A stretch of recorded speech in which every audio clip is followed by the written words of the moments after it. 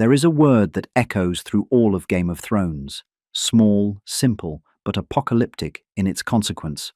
Hodor. A word that begins as a name and ends as an elegy. It's the sound of time imploding, of a soul breaking, of destiny folding in upon itself. When Hodor dies, holding the door, he doesn't merely perish. He transforms. He becomes the door. He becomes the barrier between life and death, between past and future, between innocence and purpose. The horror of the moment lies not just in the act of sacrifice, but in its inevitability. Hodor's tragedy was written before he understood what it meant to have a choice. His entire life is a loop, an echo of a command spoken decades after it first destroyed him. What we witness is not just death, it's ontological collapse. A man ceases to exist as himself and becomes a symbol, a function, a hinge upon which the world turns. This is not mere tragedy, it's myth, disguised as heartbreak. And like all myths, it hides an unbearable truth about us, that we too are shaped and broken by the stories we cannot escape. The collapse of language. Hold the door. 3 words, shouted through fear, dissolve into eternity. They are Bran's desperate order, Mira's cry for survival, and Hodor's undoing. In that instant, language, our most sacred form of order, becomes chaos. The phrase disintegrates, syllables melting together, until all that remains is Hodor, meaning collapses. Syntax dies. The human voice becomes the sound of divine command. Words are supposed to connect us, to bridge the chasm between minds. But here, they annihilate that bridge. Language doesn't communicate. It devours. It rewrites the self into sound. Hodor becomes the physical manifestation of broken speech. He is a man haunted by the residue of meaning. Each time he says his name, he's unconsciously reenacting the trauma that created him. Every breath he takes is a linguistic echo of his own annihilation. This is one of George R. Martin's most subtle horrors, the idea that language, the very thing that builds civilization, can also destroy identity. In Westeros, words are always dangerous. Promises lead to betrayal. Oaths lead to blood. Prophecies lead to madness. And names define, imprison, and erase. Hodor's name is the terminal point of that decay. A single syllable where language loses all power to express, leaving only repetition, the sound of meaning dying. Even his silence speaks volumes. Every grunt, every gentle smile is a form of resistance against the tyranny of that single word. Yet the word always wins, rising like a tide within him. It becomes his prayer, his curse, his destiny, the sacred ruin of all speech. In that sense, Hodor is not just a name, it's the funeral of language itself, the innocent and the burden. Before the door, there was Wylis, a stable boy at Winterfell who laughed easily and spoke freely. His world was small, but it was his own. He cared for horses, obeyed orders, lived without ambition.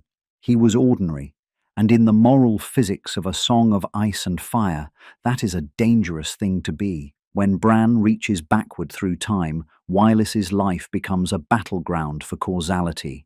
His seizure, his scream, his collapse, these are not the effects of madness, but of the universe folding in on itself. The future rewrites the past births the future, and a human mind is crushed in between. The image of the boy convulsing on the ground, shouting words that have not yet been spoken, is among the most disturbing in the entire series. It is the sound of innocence being overwritten by destiny. The tragedy of Hodor is that his goodness becomes the vessel for cosmic necessity. He is destroyed not by malice, but by meaning. Bran's power, the gift of the gods or the curse of time, turns Wylis into something between martyr and machine. Bran doesn't intend harm, but intent is irrelevant. In the logic of prophecy, someone must always pay. And so, in that snowy cave, the smallest soul bears the weight of the largest power. Wireless is erased so that the world might continue. It is the oldest story of all. The innocent sacrificed on the altar of destiny. In a song of ice and fire, gods do not demand faith, they demand casualties. And yet, there is tenderness in this cruelty. We remember how kindly Wireless smiled, how gently he carried Bran on his back. Those moments linger like candlelight against the dark, reminders that even doomed souls can embody grace. He is innocence unguarded, love without armor, and that is why he must fall. The death of the self. Identity in Westeros is fragile, a costume, a mask, a role written by others. Arya becomes no one. Theon becomes Reek. Jaime becomes Kingslayer. But none of them are erased as completely as Hodor. When the command, "Hold the door," fuses his past and present selves, Hodor ceases to be a person. He becomes a verb. He is no longer the doer of an act, but the act itself, a living manifestation of obedience. His name and his purpose collapse into one. This is the purest kind of annihilation, not death, but function. Hodor becomes the door holder the same way a sword becomes an extension of its wielder. His agency dissolves, his individuality becomes myth. In this, Hodor is the perfect mirror of the world around him. Everyone in Westeros is being used by family, by prophecy, by love, by power. Hodor's fate only literalizes what everyone else suffers metaphorically. He becomes the personification of instrumentality, the reduction of the human being into utility. It is the ultimate horror, the soul turned into an object, and yet there's a strange beauty to it. In being emptied, Hodor achieves a kind of purity that no one else can. He is beyond ambition, beyond deceit, beyond self-interest. He is only duty and love, fused into one unbearable act.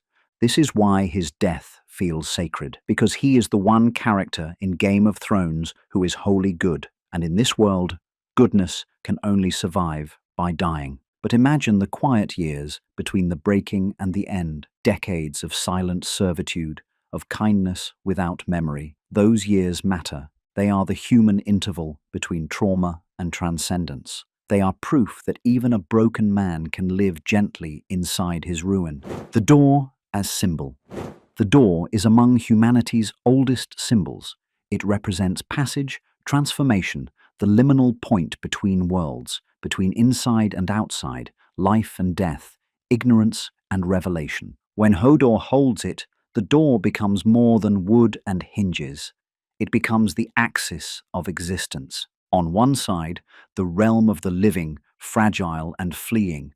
On the other, the void, the white silence of death pressing forward. Hodor's trembling body becomes the hinge between them, the barrier through which the universe breathes. But there's another door, the one inside the mind. When Bran wargs through time, he opens it, and all boundaries collapse. The young Wireless is forced to perceive his own death. His mind, unprepared for such cosmic intrusion, breaks trying to reconcile both realities. This is the heart of the tragedy, that the mind, once opened beyond its limit, cannot close again. The door is therefore not only a threshold between life and death, but between comprehension and madness. It's the line between the human and the divine.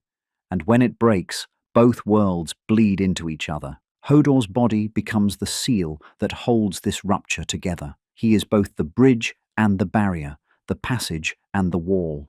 In mythic language, he becomes the guardian at the gate, a timeless figure who stands between creation and chaos. But unlike those in myth, Hodor receives no glory, no worship, no peace. He holds the door, and the world forgets him, as it always forgets those who die to keep it turning. Yet in that forgetting lies paradoxical immortality. For every threshold humanity crosses, every war survived, every generation born, there is always a hidden figure holding fast. Every civilization is built on doors someone once held shut. Bran the god and the sin of omniscience. Bran's journey is one of transcendence, but also alienation. He gains vision and loses innocence. He becomes all-seeing, but not all-understanding. When he wargs into Hodor's mind, he becomes something like a god, able to rewrite time, yet powerless to control the consequences. This is the paradox of omniscience, that knowledge itself can destroy what it touches. To know everything is to end free will. To perceive time as a single, endless tapestry is to nullify choice. In this sense, Bran commits the same sin as every prophet. He knows too much. His interference with Wylis is accidental, but the result is divine violence, the rewriting of a human soul. Bran becomes both savior and executioner. This moment is the birth of his godhood. It's also his original sin, just as the Mad King burned people alive for the greater good. Bran breaks a boy's mind to preserve the timeline. The difference is that Bran has no ego, only inevitability. When he later ascends to the throne, his silence isn't serenity. It's penance. The boy who broke Hodor no longer belongs to the world he saved. He becomes a god who cannot pray, a ruler who cannot feel. Hodor's death, in that sense, is the foundation stone of Bran's kingdom. A kingdom built on the bones of innocence. The three-eyed raven doesn't save the world from chaos. He saves it through it. And so the question lingers, if omniscience demands sacrifice, can a god ever be innocent? Perhaps divinity itself is guilt eternal, the curse of remembering every door you made someone hold, the eternal echo. After the door closes, silence falls. Snow drifts in the light. The wind howls faintly, carrying the last syllable of a dying man's name. Hodor. It is not a word anymore, but an aftershock. It reverberates through time, memory, and meaning. It's a linguistic fossil, the imprint of an event that forever altered the fabric of being. Every time Hodor spoke, throughout his life, he was unconsciously speaking his own ending. He lived inside his death long before it arrived. This, too, is the essence of trauma, the moment that never ends, looping through the body long after it's over. Hodor is trauma personified, the soul caught between the moment of rupture and the impossibility of healing. But there is a terrible grace to this, because when he finally holds the door, the loop closes. The echo finds its source. The trauma fulfills itself and becomes peace. For the first time, his name and his act are one. He becomes whole. Hodor dies, but he also completes himself. And in doing so, he becomes something eternal, the sound that holds the universe together for one heartbeat longer. His name is no longer a cage, it's a prayer. In the stillness that follows, it's as if the world itself exhales. The snow still falls, but softer now. The echo of his name fades, yet never disappears.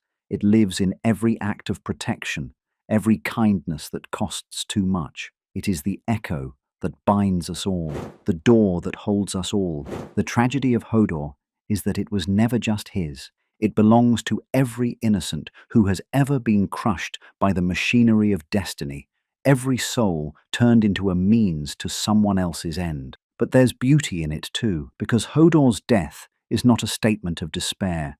It's an act of love.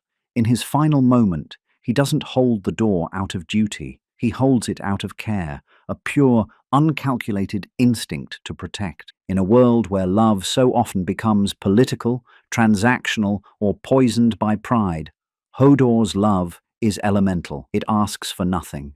It simply acts. And maybe that's the hidden meaning of the door, that the boundary between life and death, between meaning and silence, is held together not by gods or kings, but by compassion. When the door closes, what remains is not despair. It's the echo of love strong enough to defy time itself. Hodor's name becomes a benediction for all who bear impossible burdens, a whisper for those who hold the door while others pass through. And if a song of ice and fire is ultimately about the cost of survival, then Hodor is its purest truth, that sometimes the most human thing we can do is to stand, trembling and afraid, and refuse to let the dark in. he holds, and time holds, and for one sacred instant, so do we, Hodor.